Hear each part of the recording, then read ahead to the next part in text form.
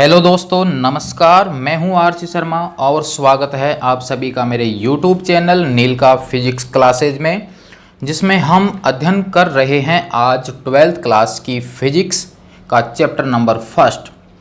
और chapter number first में हमारे 14 वीडियो कंप्लीट हो चुके हैं, यानी 14 पार्ट हमारे कंप्लीट हैं, जिसमें हमारे पास कूलाम के नियम और आवेश के क्वांटमीकरण के सिद्धांत पर आधारित न्यूमेरिकल भी उसमें आ चुके हैं। और आज का हमारा जो टॉपिक है वह है बहुल आवेशों के मध्य बल एवं अध्यारोपण का सिद्धांत। यानी जब दो आवेश होते हैं और वो दोनों बिंदुवत आवेश हैं तथा उनके बीच में कुछ दूरी होती है, तो उनके मध्य जो बल लगता है वो हम जानते हैं कूलाम के नियमानुसार लगता है। और उसकी वैल्यू हमने ज्ञात की थी F बराबर K(Q1Q2)/R² कूलाम के नियमानुसार। तो आज हमारे पास जो टॉपिक है उसमें दो आवेश नहीं बल्कि दो से अधिक आवेश हैं, तब टोटल बल कितना प्राप्त होगा वही ज्ञात करेंगे हम आज के टॉपिक में। और जिस सिद्धांत के द्वारा या जिस प्रक्रिया के द्वारा वो टोटल मान ज्ञात किया जाएगा वही कहलाता है अध्यारोपण का सिद्धांत, सुपरपोजिशन प्रिंसिपल। तो यहाँ पर जो कथन है उसके अनुसार हमारे पास जब दो आवेश हैं तब तो हम जानते हैं कि Q1 के ऊपर बल लगता है Q2 के कारण तथा Q2 आवेश पर बल लगता है Q1 के कारण। दूरी दोनों की सेम रहती है। यदि मान लीजिए कि एक आवेश Q3 और लिया जाता है, यानी हमारे पास पहले जो निकाय था उसमें दो आवेश थे, अब हमारे पास एक तीसरा आवेश भी है, तब इन दोनों के मध्य जो बल लगेगा जो कि आपके पास में F है, उस F के मान पर ध्यान दीजिए, उस F के मान पर इस Q3 आवेश की उपस्थिति से कोई भी प्रभाव नहीं होगा, अर्थात इस बल के मान में कोई परिवर्तन नहीं होगा Q3 आवेश की उपस्थिति से। लेकिन Q3 आवेश Q1 पर बल लगाएगा कूलाम के नियमानुसार, क्योंकि ये भी दोनों बिंदु आवेश हैं और दोनों एक दूसरे से कुछ दूरी पर स्थित हैं। इसी प्रकार से Q3 आवेश Q2 आवेश पर भी बल लगाएगा। इसी प्रकार से Q2 आवेश Q3 पर बल लगाएगा, यानी ये आपस में एक दूसरे पर बल लगाएंगे, लेकिन इनके बलों के मान आपस में परिवर्तित नहीं होंगे। तो हमारे पास आज का जो मेन टॉपिक ज्ञात करना चाहते हैं वो यही है कि इस निकाय के अंदर जितने आवेश हैं उन सभी आवेशों में किसी एक आवेश पर हम वैल्यू कैलकुलेट करना चाहते हैं कि इस एक आवेश पर अन्य जितने भी आवेश हैं उनके कारण टोटल कितना बल लगेगा। यदि मान लीजिए कि यहाँ पर Q4 आवेश और मौजूद है, तो यहाँ पर 1 के ऊपर 4 की वजह से भी बल लगेगा, 2 की वजह से भी लगेगा, 3 की वजह से भी लगेगा, 2 के ऊपर भी सभी की वजह से लगेगा। तो हम यहाँ पर किसी एक आवेश के ऊपर मान ज्ञात करेंगे, किसके द्वारा? अध्यारोपण के सिद्धांत के द्वारा। तो अब आप थोड़ा ध्यान दीजिए कि Q1 आवेश पर जब Q2 आवेश की वजह से बल लगेगा उसको हम दर्शाएंगे F12 से।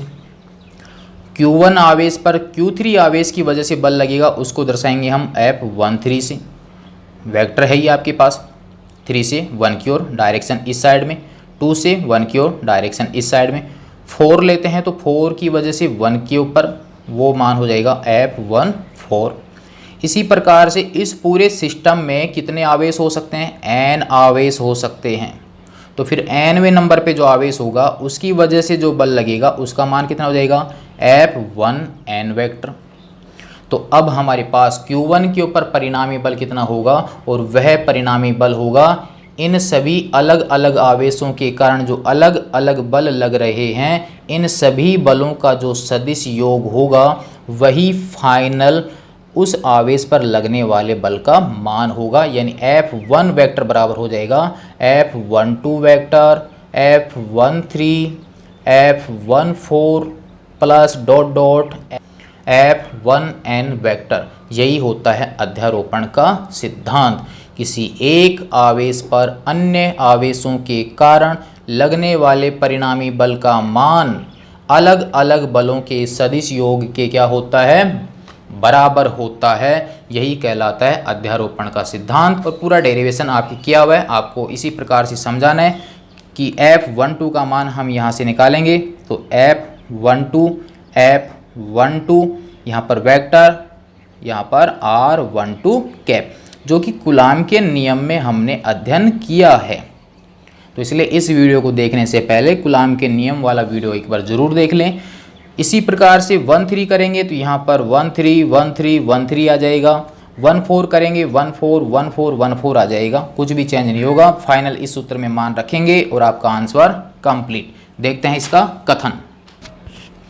तो अध्यारोपण के सिद्धांत के अनुसार किसी स्थिर बिंदु आवेश पर, जो कि Q1 लिया हमने, पर अन्य स्थिर बिंदु आवेशों के कारण लगने वाला परिणामी बल उस आवेश पर अन्य आवेशों के कारण लगने वाले अलग अलग बलों का सदिश योग होता है, जो कि अभी आपको थोड़ा समझाया है।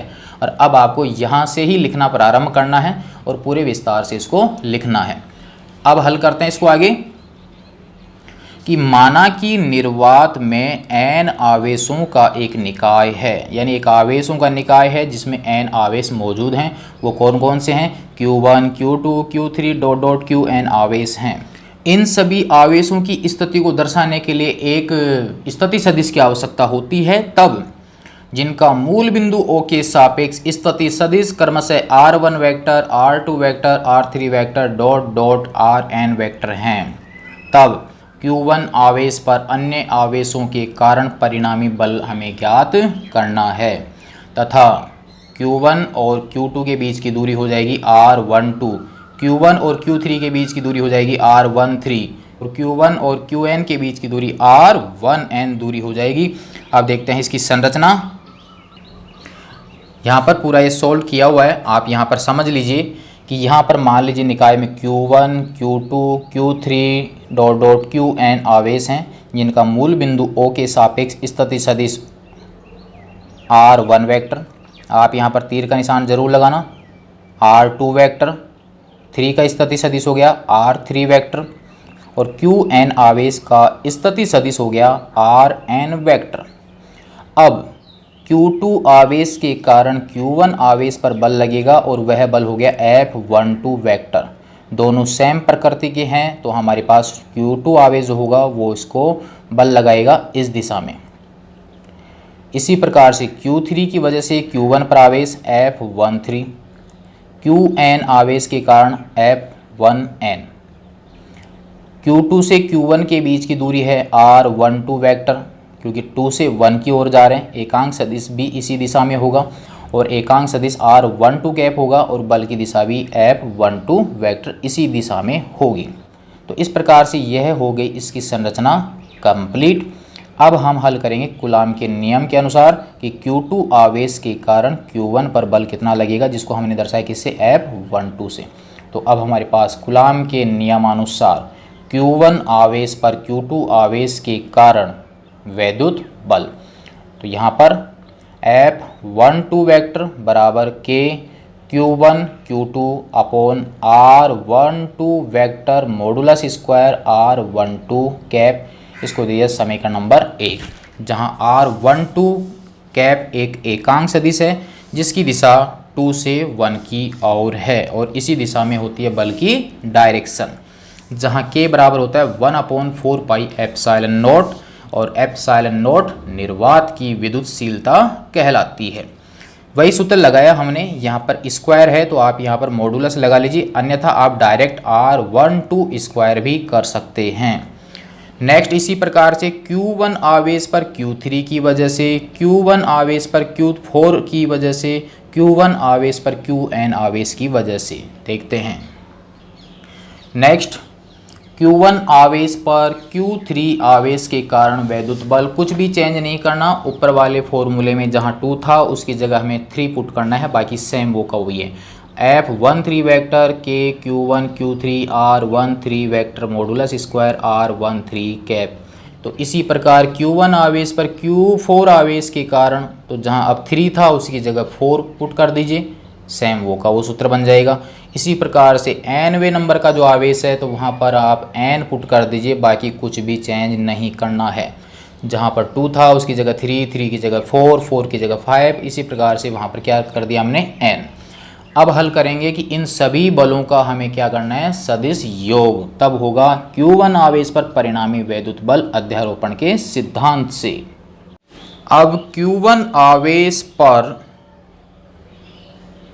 परिणामी वैद्युत बल अध्यारोपण के सिद्धांत से F1 vector, F12 vector, F13, F14 vector plus dot dot F1n vector, इन सभी अलग अलग बलों का सदिश योग ही F1 पर परिणामी बल के बराबर होगा। ध्यान दीजिए यहाँ पर 1 पर ही कैलकुलेट करें ऐसी कोई गारंटी नहीं है। आप F2, F3 भी ज्ञात कर सकते हैं, F4 भी ज्ञात कर सकते हैं। F12 की वैल्यू हमने ऊपर ज्ञात की, यहाँ पर रख लिया। F13 की वैल्यू रखी, F14 की वैल्यू, F1n की वैल्यू। यहाँ पर ध्यान दीजिए कि यहाँ पर देखिए KQ1, KQ1, KQ1, KQ1 सब में कॉमन है तो इसको हमने बाहर कर दिया। अंदर बचेगा Q2 R12 square R12 cap, Q3 R13 square R13 cap, ये मान हमारे पास बचेंगे तो कॉमन लेते हैं, हल करते हैं। तो यहाँ पर हमारे पास F1 वेक्टर KQ1 कॉमन ले लिया, यहाँ पर बच गया Q2 R12 modulus square R12 cap, Q3 R13 square R13 cap plus Q4 बच गया R14 vector modulus square R14 cap बच गया plus dot dot plus Qn R1n modulus square R1n cap, ये हमारे पास बच जाता है। ब्रैकेट में जो आपके पास में मान है, अब ये हमारे पास अनेक आवेश हैं तब इनको हम सिग्मा के रूप में लिख सकते हैं, और सिग्मा के रूप में लिखने का तरीका आपको कक्षा 11 में बहुत अच्छी तरह से समझाया हुआ है। तो अब हमारे पास में आ जाएगा F1 वेक्टर बराबर KQ1, क्योंकि सिग्मा जो है वह योगफल के लिए ही दर्शाया जाता है। तो यहाँ पर हमारे पास सिग्मा लगाएंगे। तो जिस राशि के साथ अंक परिवर्तित हो रहे हैं, ध्यान दीजिए, जैसे Q के साथ 2 है, 3 है, 4 है, डॉट डॉट Qn है, इसी प्रकार से R के साथ 1 2 1 3 1 4 1 n, यहाँ पर 1 फिक्स है लेकिन 2 3 4 ये चेंज हो रहे हैं। तो जो चेंज हो रहे हैं अब उनके साथ आप I या J पुट कर लीजिए। Q R vector R cap, ये हमने लिख लिया। यहाँ पर 2 है, यहाँ पर 3, तो इसका मतलब यहाँ पर अंक बदल रहे हैं, तो जो अंक बदलें उसके साथ लगा दीजिए आप I। नीचे R12 13 14, तो 1 चेंज नहीं हो रहा है इसलिए 1 को ऐसे कैसे रख दिया। आगे वाले अंक चेंज हो रहे हैं इसलिए वहाँ पर हमने I लगा दिया, और यह I ऊपर वाले I की सेम, ये ध्यान रखना, ऊपर 2 है तो यहाँ पर भी 2। अगर यहाँ पर 3 होता और यहाँ पर 2 होता फिर यहाँ पर I नहीं आता, बल्कि इसकी जगह फिर J यूज किया जाता, चेंज हो जाएगा। तो ये भी देख लेना कि ऊपर वाले और जहाँ पर I आप पुट कर रहे हो वो ऊपर के साथ सेम है या नहीं। इसी प्रकार से यहाँ पर कैप के साथ 1 2 1 3 1 4, तो 1 चेंज होगा नहीं, 2 2 2, इसलिए I। यदि हम 3 की बात करेंगे 3 3 3, यहाँ पर I का मान कितना हो जाएगा 3, 4 4 4, तो I का मान कितना हो जाएगा 4। इसलिए लिखने का तरीका होता है सिग्मा के रूप में इस प्रकार से, जहाँ नीचे लिखी जाती है वैल्यू इसकी मिनिमम। तो I का मान कहाँ से स्टार्ट किया हमने 2 से, और लास्ट I का मान कहाँ तक पहुँच रहा है n तक, वो लिखते हैं ऊपर की ओर। ये हो गया F1 वेक्टर का मान, जो कि Q1 आवेश पर अन्य आवेशों के कारण लगने वाले बल का फॉर्मूला होगा, जिसको हमने सिग्मा के रूप में दर्शाया है। सिग्मा को यदि खोलते हैं तो ये वाला रूप प्राप्त होता है, और इस रूप को हमने इस रूप में लिखा है। इसी को अन्य रूप में लिख सकते हैं कि चूंकि हम जानते हैं एकांक सदिश की परिभाषा के अनुसार इसका फॉर्मूला होता है सदिश बटा सदिश का परिमाण। तो यहाँ पर कैप के साथ दिया हुआ है 1I, तो यहाँ पर 1I हो जाएगा। तो यहाँ पर कैप की जगह मैं लिख सकता हूँ वेक्टर के फॉर्म में और परिमाण के रूप में। तो नीचे परिमाण 1 और 2 परिमाण पहले से हैं, तो नीचे पावर हो जाएंगी 3, और यहाँ पर कैप की जगह राशि बन जाएगी किसके रूप में, वेक्टर के रूप में।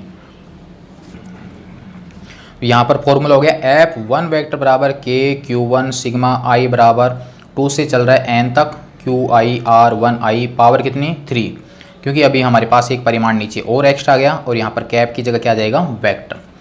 अब आप ध्यान दीजिए कि आप इस वेक्टर को एक रूप में और लिख सकते हैं, क्योंकि जो इसका डायग्राम बना है उस डायग्राम में जो सदिश राशियां हैं वो एक त्रिभुज के सदिश योग के नियमानुसार जुड़ रही हैं। देखिए एक बार डायग्राम, तो एक सदिश राशि दिखा रही है O से Q2 की ओर, R2 वेक्टर, Q2 से चल रहे हैं हम Q1 की ओर। क्रमागत भुजाओं के द्वारा दो सदिश क्रमागत हैं और यहाँ पर त्रिभुज बन रहा है जो कि विपरीत दिशा में सदिश जाके मिल रहा है। इसका मतलब इन दोनों भुजाओं का योग इस भुजा के क्या होगा, बराबर। इसका मतलब यहाँ पर त्रिभुज के सदिश योग के नियम का क्या हो रहा है, पालन। तो इसके अनुसार यदि हम इसको कैलकुलेशन करते हैं तो हमारे पास में आ जाएगा R12। थोड़ा यहीं से बता देता हूँ, क्रमागत भुजाओं का योग यानी R2 जुड़ेगा R12 वेक्टर में और बराबर किसके हो जाएगा, R1 वेक्टर के। यदि मैं यहाँ पर R12 कैलकुलेट करना चाहता हूँ तो R1 vector minus R2 vector.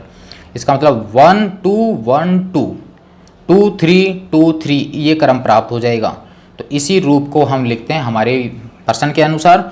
हमारे प्रश्न के अनुसार दिया हुआ है R1I वेक्टर, तो इसको मैं लिख दूंगा R1 vector minus RI vector.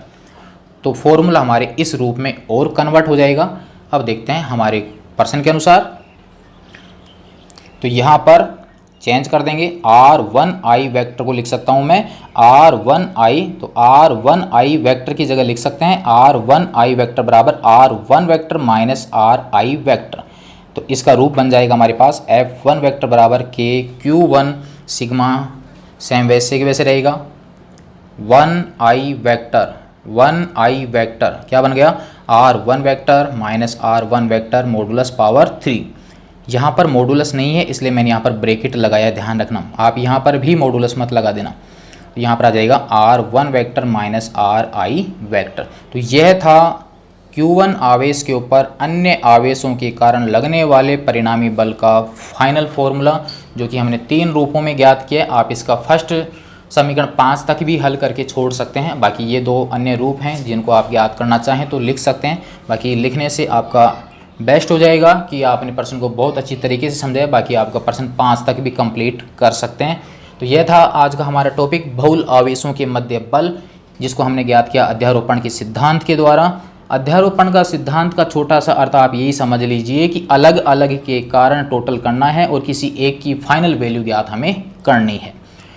Next में देखेंगे हम, किसी एक आवेश के कारण कोई दूसरे आवेश पर बल लगता है तो वह बल किसकी वजह से लगता है, कौन सा ऐसा प्रभाव क्षेत्र है जिसकी वजह से वो बल अनुभव करता है, और उसके बारे में पढ़ेंगे हम नेक्स्ट वीडियो में। और यदि वीडियो आपको अच्छा लगा हुआ हो, टॉपिक आपकी क्लियर होता है, एक बार आप देखिए, दोबारा से देखिए, टॉपिक यदि आपका क्लियर होता है तो आप इस वीडियो को अन्य साथियों को भी शेयर ज़रूर कीजिए और सब्सक्राइब ज़रूर कर लीजिए ताकि आपको अगले वीडियो प्राप्त हो सकें। तब तक के लिए धन्यवाद।